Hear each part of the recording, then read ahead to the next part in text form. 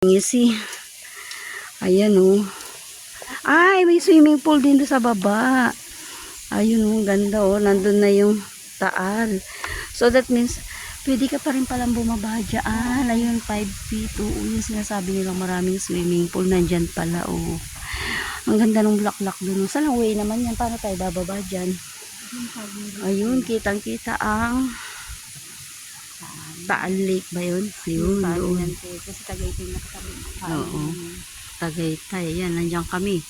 Dahil hindi kami kasali sa mga bata, kami na lang ang mag-e-enjoy ng sarili namin. Ayun po ang swimming pool. Andito tayo sa Sheraton. Sheraton Resorts. Batangas po. Ayan.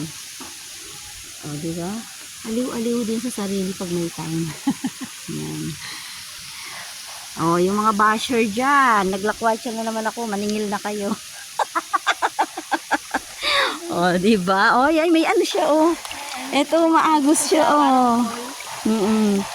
Ito yung falls. Tubig papunta dun sa pool. Ang ganda, o. Diba?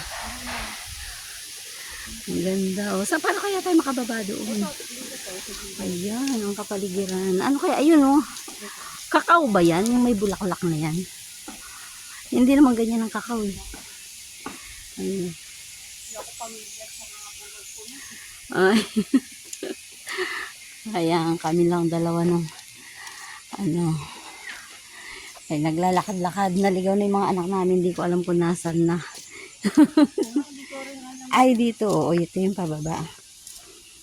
Ay hindi, tanong na lang natin kung saan yung maze. Parang ganun sa kabilang side.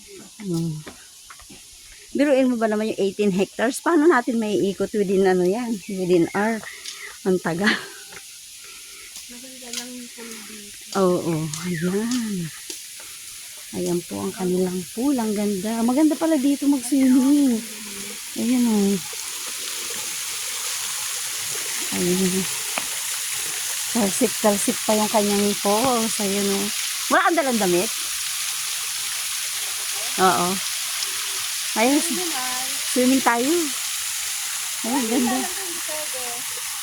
Eh, nagpupumilit. Sabi ko, sige, bolo ko. Pwede naman po. Basta wag lang siya Oo. Picture muna tayo. Ayan o, diba? O, sige guys, hanggang dito muna. Picture muna at makapag-relax. Ayan o. Thank you. Bye-bye.